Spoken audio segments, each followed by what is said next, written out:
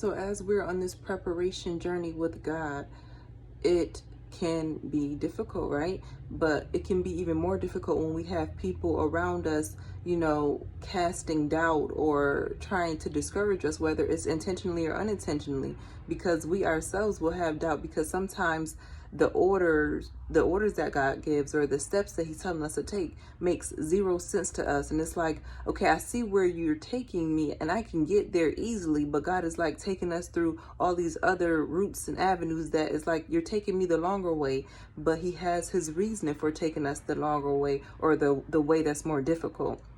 And sometimes when we have people around us that's like you're taking it too far, or you're taking it too serious, it's not even that deep, like they think that you're thinking too much. For me, that's gonna make me go farther, take it even more serious. But a lot of times it's because it makes no sense. We cannot make sense of it.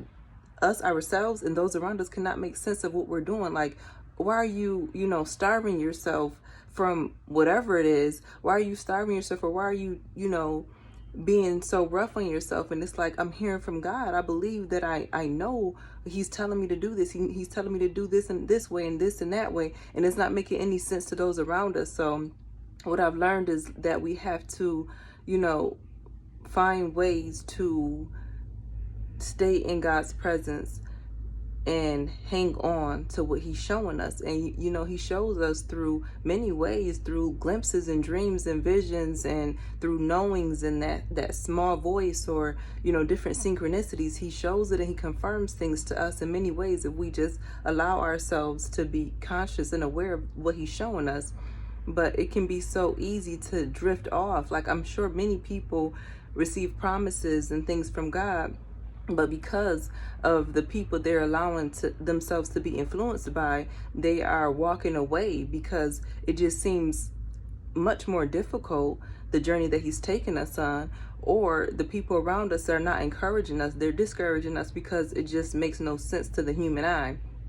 But 3 things that I've learned that will help stay on this path of being prepared for the purpose.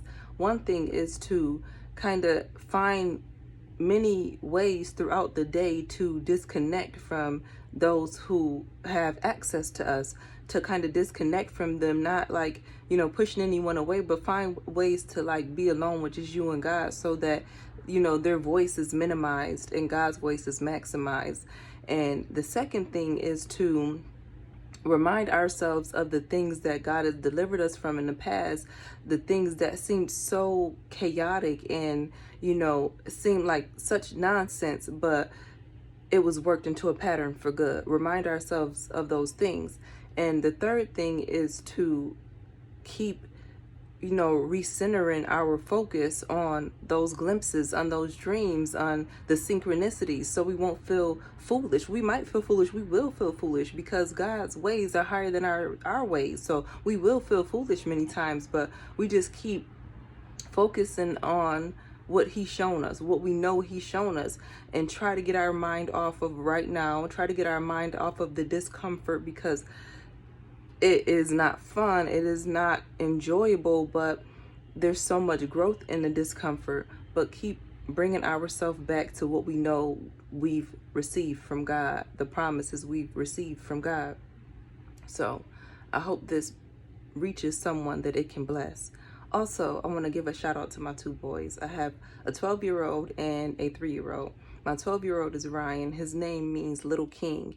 And my 3-year-old is Nair. His name means patient and independent. I love my babies, and I just want to give them a shout out. They're my little princes, they're my little kings. I would not be here today if it wasn't for them. So I just want to thank God for my babies. That's my little team. And I just hope that we are taking time today to be thankful for those that God is allowing in our lives to help us get to the next journey, help us get to the next season, the next stage in our lives. So let's give God the glory. But I hope this message helps, heals, and strengthens in all things we do. Let's give God the glory. I will see you in the next video.